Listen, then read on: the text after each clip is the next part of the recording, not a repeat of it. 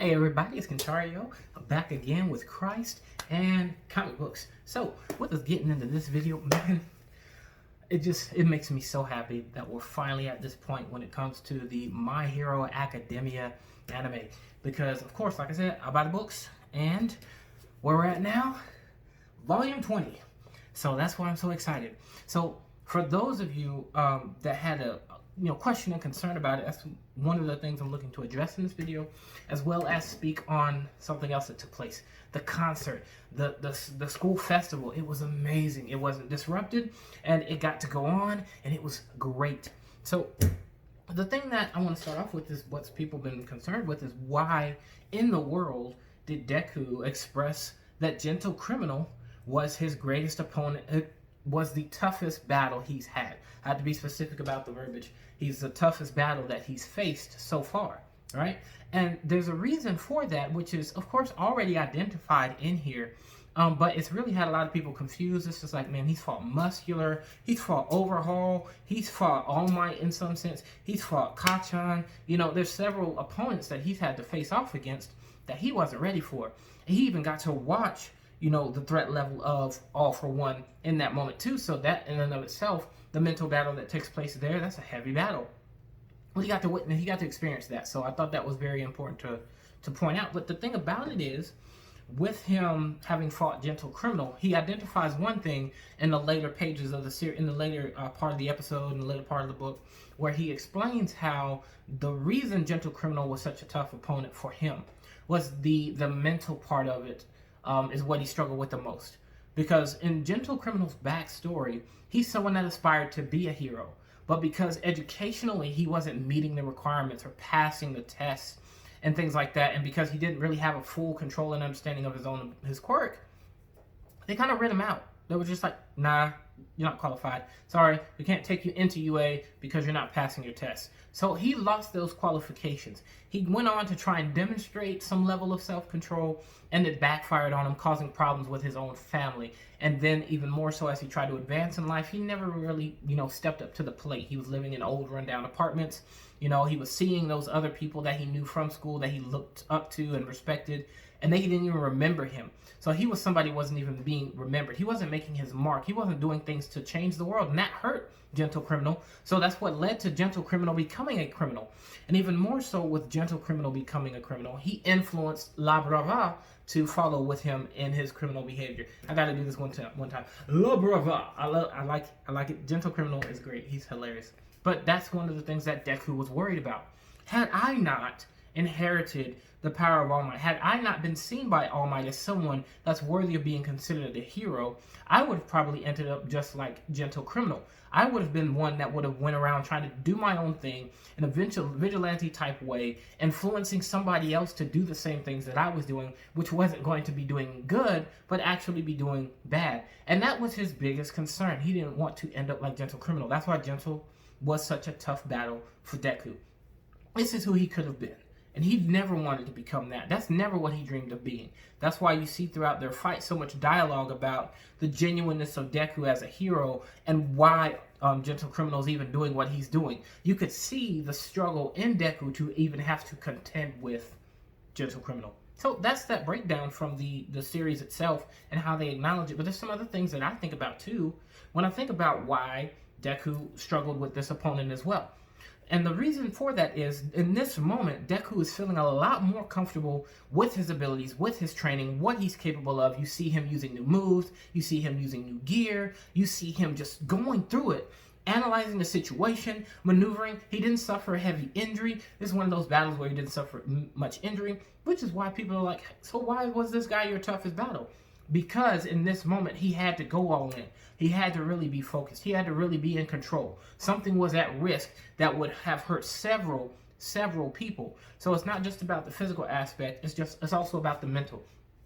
Mentally, he was being pressured as well, but he had to use the best of what he had to be able to succeed in this battle against Gentle Criminal, who in the end, he genuinely didn't fully take down because Gentle Criminal was able to reject him off and then, of course, just turn himself in without the battle continuing. So he never truly even defeated Gentle Criminal. So that's another thing I want you guys to keep in mind, too. He didn't even actually beat him, right? So that's where Gentle Criminal was actually a tough opponent.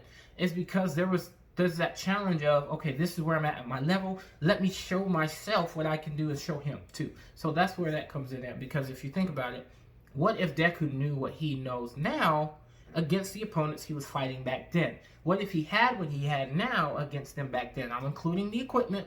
I mean, that's some things that can influence success, right? So that's why I include that in that analysis. Is he might have been able to do a lot better against Muscular. He would have been able to ward him off. He would have been able to get away. His arms would have been okay. Kachan would have not been captured because he would have had both arms and been able to continue fighting. All of these things play into that fight. You know, Overhaul, he would have been able to stop him a lot more quickly because he would have had the hand gear to, you know, keep his distance and knock him out and save Eerie without everything going to the calamity that it did. He wouldn't have had to use Eerie, probably. Some of you are probably like, dude, no. He would have needed Eerie because there's no way he would have beat Overhaul. We don't know, because we don't know with the capacity he has now how he would have fought. He probably would have fought a lot differently, right? Even more so, Dagon, Mirio probably wouldn't even lost his powers. These are all the things to consider when you're thinking about if I was as good as I am now, back then, those battles would have been totally different. So that's where I come from with that when I'm talking about Deku versus Gentle Criminal. Now to shift the switch here, he was doing all of this anyway because he was trying to get some rope so that he could take it to the school festival so that they could do their concert performance.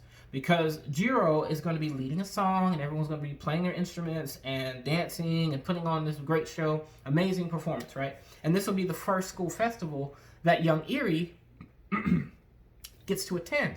So that's why this is so serious. She gets to see what that school life is like. She gets to see the joy on people's faces, having a good time, not having to worry. This is what they were doing all of this for, and this is why Deku fought so hard to keep Gentle Criminal from interrupting it.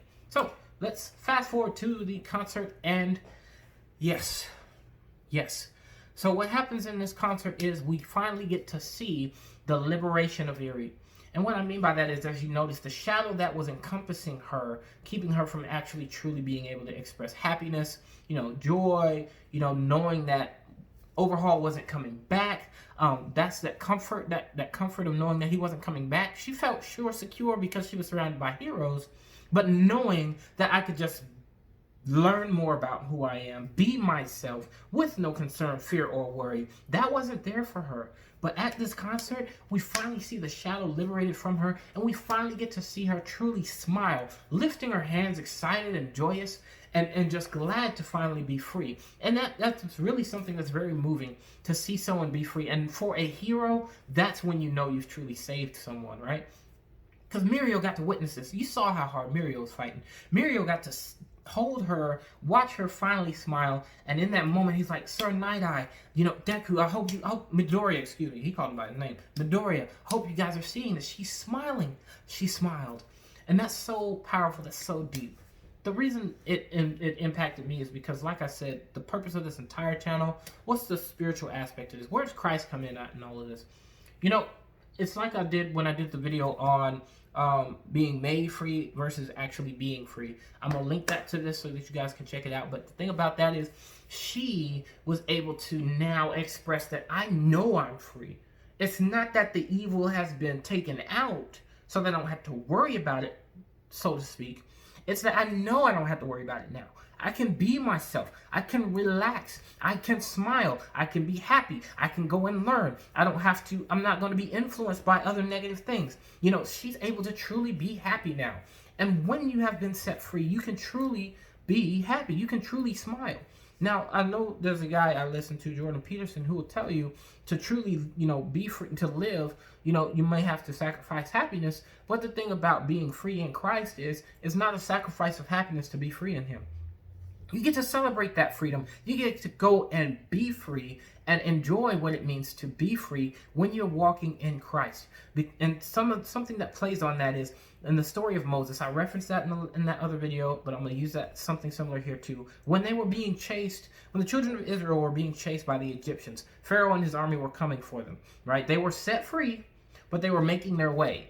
They ended up coming across the Red Sea, and they didn't know how they were going to get across. So it's like, okay, how are we going to get across the Red Sea? But then they get threatened by Pharaoh charging with his army, and that just stirs up that hope anymore. That hope is, fleeting at this time. It's just like, we thought we were free, but I guess not. What are we going to do now? Where is God? What is he doing for us? There's that freak out. They get across the Red Sea. God parts the sea. They get across, and in the midst of getting across, Pharaoh's trying to come across too. All the Israelites get across safe, but Pharaoh's people are swept away by the Red Sea. And in that moment, as they are walking away, knowing that the enemy was defeated and can no longer get their hands on him, Miriam, the sister of Moses, begins to sing praise. And the people begin to sing along with her, celebrating what it means to truly be free. Because within that stirring of freedom was able to be unleashed from within them at that time of being able to be free. And remembering that's what I see happening with her. There's that praise of her liberation. She can celebrate being free, and they can know that we've truly done what we needed to do to help this girl be free. The last thing I want us to think about as those that look to, not just from a Christian standpoint, but, it definitely applies for us.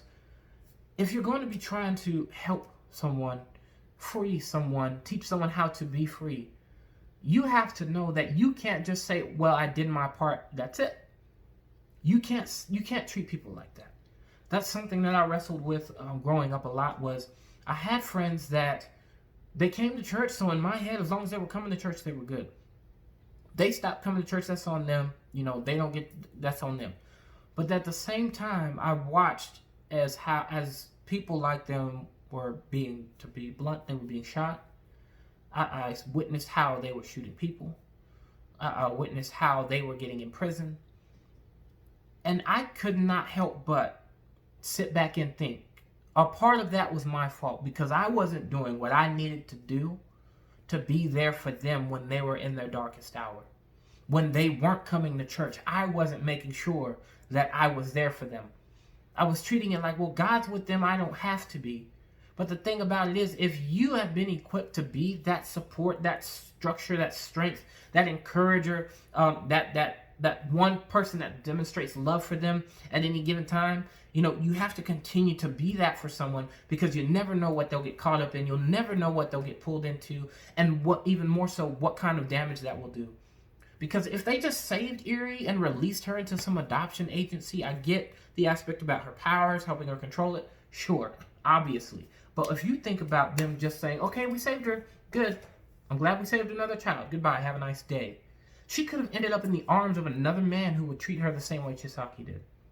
She would have ended up in the control of someone who wanted to truly abuse her power. Although I do theorize they're going to end up doing that because, there's a dark side to the good too. So I worry about that. But at the same time, keeping it straightforward. If Erie was just cast aside as we did our part when we got rid of Overhaul, she wasn't truly liberated yet. But they stuck around to make sure that, oh my goodness, she's truly happy now.